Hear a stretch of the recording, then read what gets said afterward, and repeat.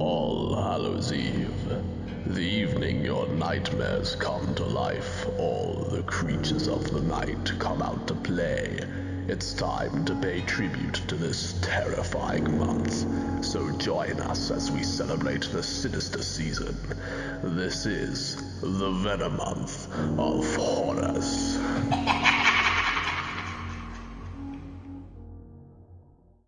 Hello and welcome to the Venom Month of Horrors. 31 days of pure terror, and today we're going to Elm Street, where you're not even safe in your dream. That made him remember the dream I had last night.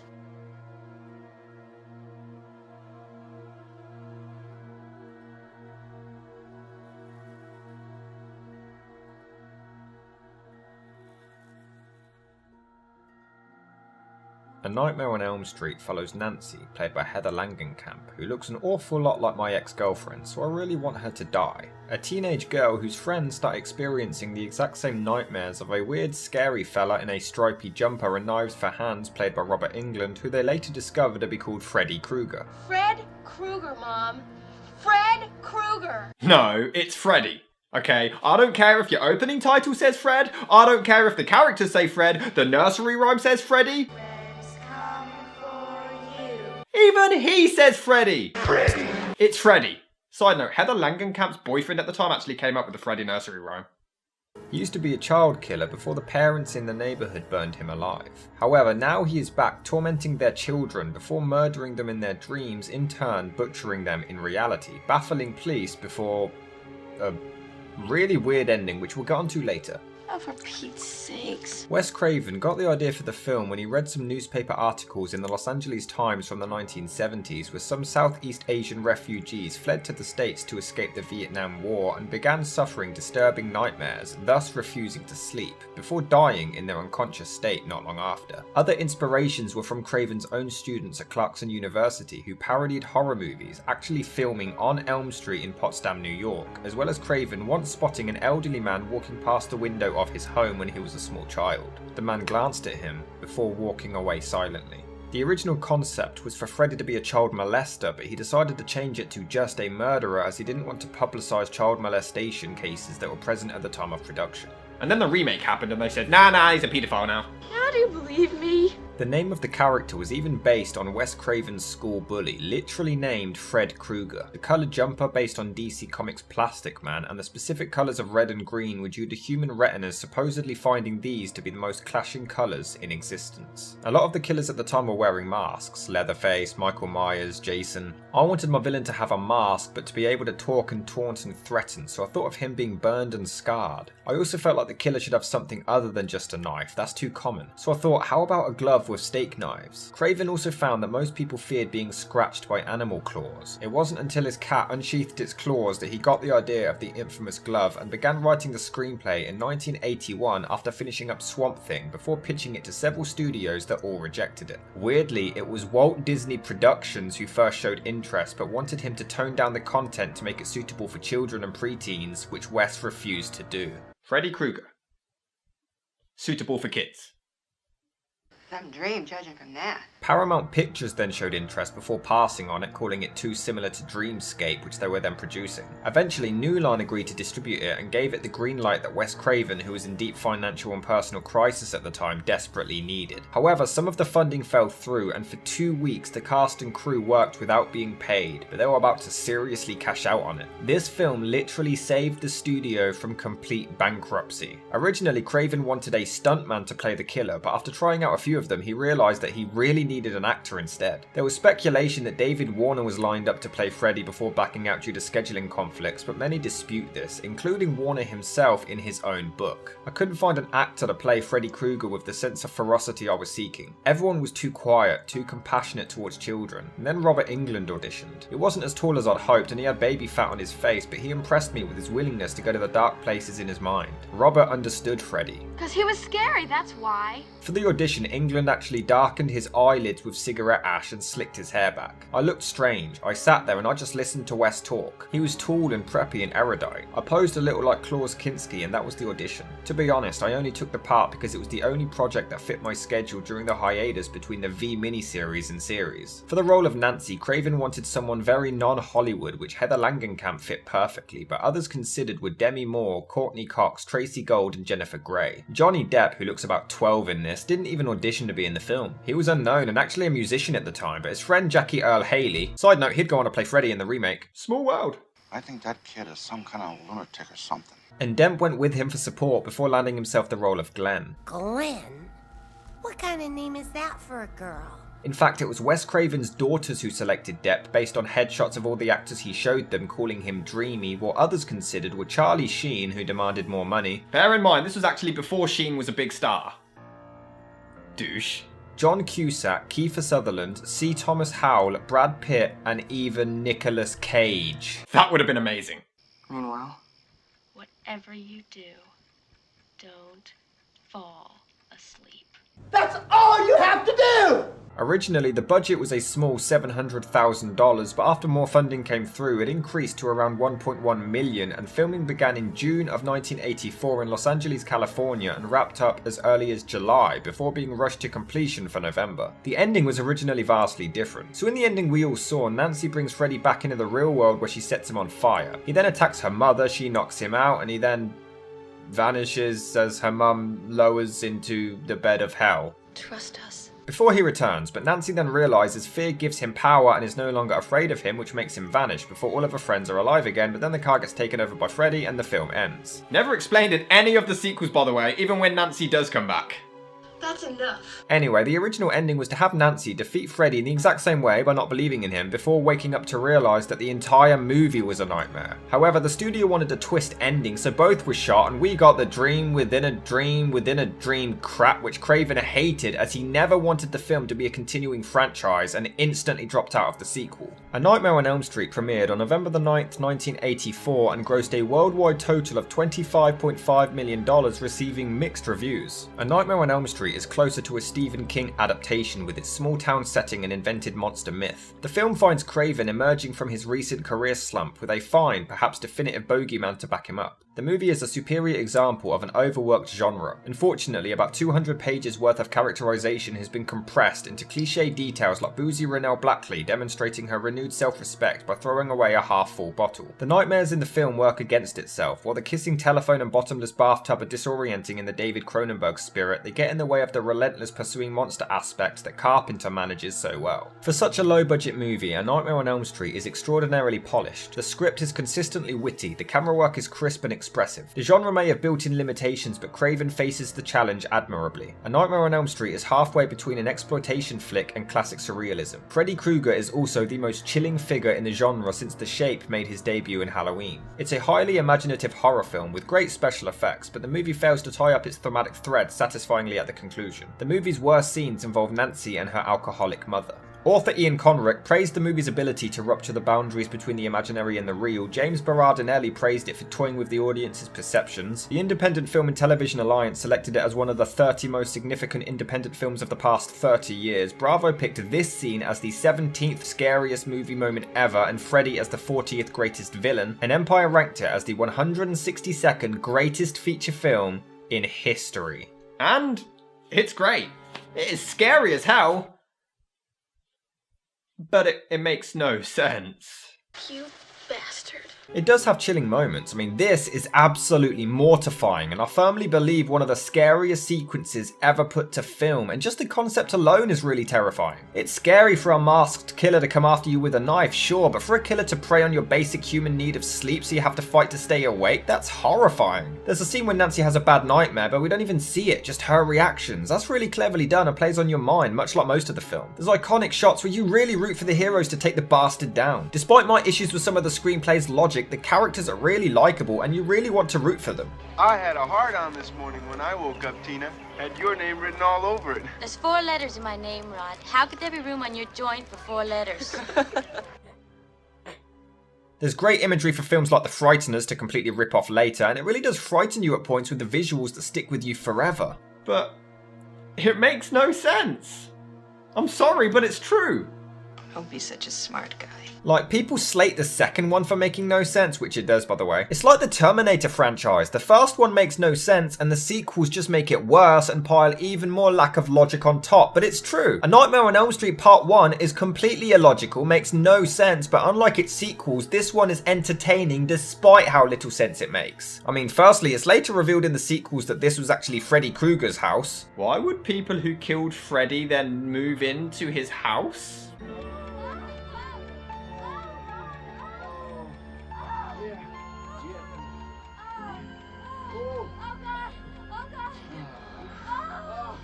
Okay, these are the fakest sex screams I have ever heard, and I watch a lot of porn. No one moans like this during sex. I even thought, oh, it's a prank to make the others feel uncomfortable, but nope, they really are having sex. Why does Nancy carry a crucifix to fend off Freddy? Mike said, dude, why are you bringing all this crap?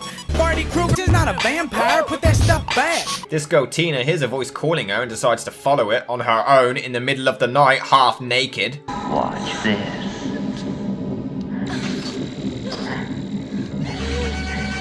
Why did he cut his finger? This was just goofy, like some kid trying to show off. I mean, people bitch that he's silly and goofy in the later sequels, but here he's doing things like this. Hey, Nancy.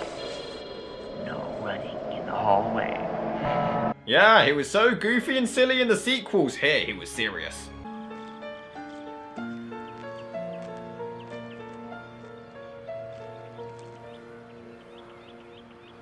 Oh no, it's the guys from Halloween 3. I will not let them mess up this franchise as well. What a brilliant tackle, and the fans go wild. What the hell are you doing here?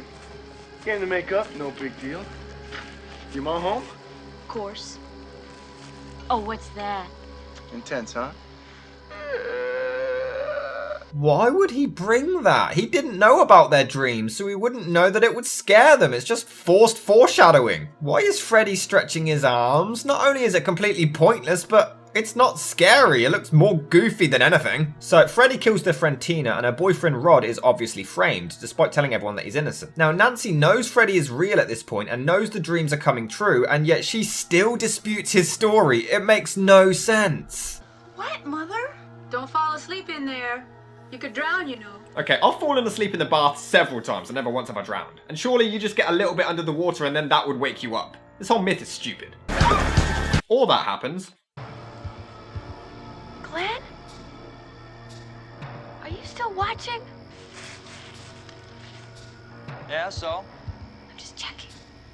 Wait, so she can talk in her dream and he can respond without waking her up and they can communicate. That she can sleep talk. But then how come that doesn't happen anywhere else in the entire movie? Several other times when they're sleeping and dreaming that they talk and scream and no one is able to communicate with them. This doesn't make any sense. Wait, so Nancy is having the same dream as Rod? How is she seeing this? Wait, if she could just set her alarm, why is Johnny Depp even there watching her and keeping guard? Oh, and she was clearly holding Freddy here, so why wasn't he brought back into the real world with her? There's a part where Nancy has her nightmares monitored and somehow brings Freddy's hat into the real world, and her mum still doesn't believe her stories. There's literally no other way for her to have had this hat, and she still refuses to believe her. Booby traps. Seriously, you're gonna trap one of the most iconic serial killers in horror history by going Kevin McAllister on him? Why the hell would you keep the knives of a child murderer, you weird woman? Glenn?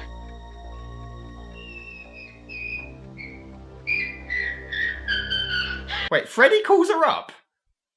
But she's awake! No, it's later revealed she's awake. So, what? And then he calls back and his tongue comes out of the phone while she's awake. And when he kills Johnny Depp in the most famous scene, Nancy can see it somehow. Also, this is the original cut of his death. Try not to laugh.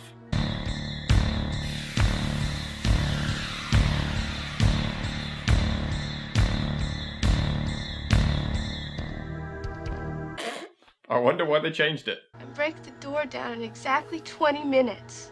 Dumb enough for me to fall asleep and find him. She can fall asleep in 20 minutes. Lucky bitch. Also, 20 minutes. Yet she goes to talk to her mum, strings up all these booby traps, and then goes to sleep all within 20 minutes. I'm gonna say no. What the hell did that, Lieutenant? I don't know. What's the coroner got to say? in the jaw and puking since he saw it. Since when do coroners visit the crime scene right away?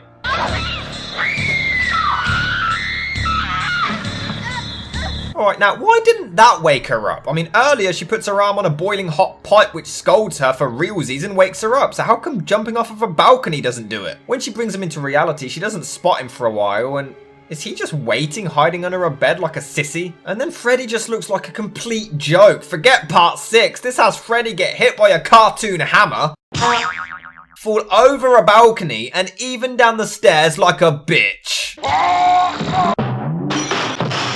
It's too late, Krueger. I know the secret now. This is just a dream. What was? The whole movie? The last third act? I mean, she's awake now and he just vanishes and... I mean, this speech is awesome and everything. I want my mother and Fred again. What? I take back every bit of energy I gave you. You're nothing. But it just doesn't add up. What was a dream? Because she's awake. And then we get the bullshit car thing that makes even less sense. This is one of the most entertaining films that makes no sense whatsoever.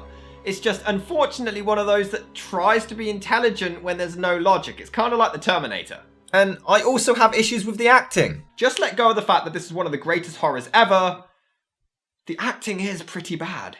Hey, up yours with a twirling lawnmower. Hey, up yours with a worst acting award. I'm gonna punch out your ugly lights, whoever you are. This guy would go on to become one of the greatest actors in Hollywood, ladies and gentlemen. Glenn was just leaving. You see his face? You see his face?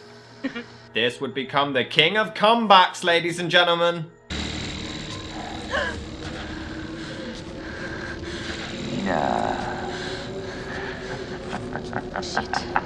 Yeah, you definitely sound threatened. Damn, I'm screwed. Please, God. Even that sounds unconvincing. And as scary as this scene is...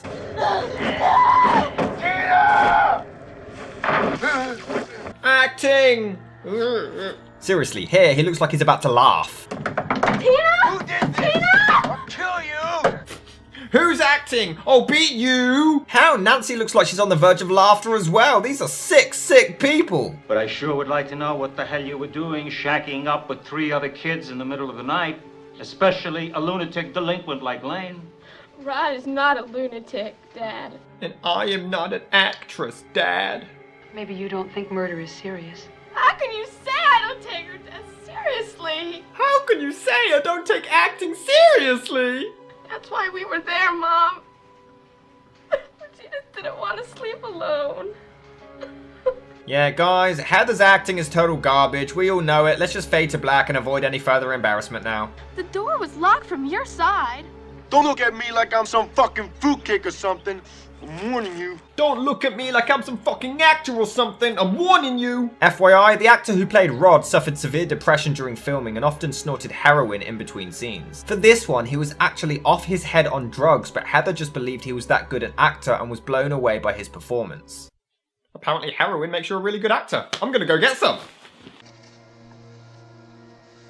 Did you have any weird dreams last night? Yeah, I dreamt the director of Pee-wee was going to dress me up in all sorts of gothic costumes. Just go down and look at him. Please, Daddy. Or I will act a convincing emotion. I will, Daddy. They get all their art and literature from dreams. Just wake up and write it down. Dream skills. And what if they meet a monster in their dreams? Then what? What if they made an actress in their dreams? Then what? The bars. Security. Security? Security from what? Security from Razzies! And if he gets me, I'm pretty sure you're next. Me? Why would anybody want to kill me? They saw Charlie in the Chocolate Factory? Also, I love how he doesn't even question why anyone would want to kill Nancy. They want to kill you. Yeah, I understand. That's perfectly understandable. But why would they want to kill me? I grabbed the guy in my dream. You see me struggling, so you wake me up. We both come out, you whack the fucker, and we got him. Are you crazy? Hit him with what? You're Oscar. Oh, wait. But at other times, it can be really good. This looks amazing, by the way. It makes no sense, but the entertainment value by far outweighs the lack of logic, and that's what movies are all about anyway. Also, we might as well get these out of the way too. Absolutely dreadful, absolutely amazing and the best one, forgettable, abomination, geniusly written, it's alright, completely pointless scene for scene redo, but it was okay. A sequel was actually planned for this, but it basically fell through for unknown reasons. On August the 7th, 2015, New Line announced that they were actually producing another remake with the writer of Orphan, Robert Englund, even expressing interest in returning for a cameo role, but nothing has been said since. Regardless, it may be silly and nonsensical, but it's scary, it has likeable characters, it tells a decent story, and I'd recommend A Nightmare on Elm Street. And that's it for today. Thank you so much for watching. If you like this video and want to see more, I'm reviewing every film in the 1001 Movies You Must See Before You Die 2016 edition book, so make sure you subscribe to keep up to date with them and also turn on notifications to be alerted for each episode. You can vote for which film to be reviewed next to the link in the description. What do you think of A Nightmare on Elm Street? Let me know about it in the comments below, and I'll see you in the next video. I was actually going to review Nightmare Part 2, but then I thought I'd be repeating myself because that makes no sense, but yet this one makes no sense.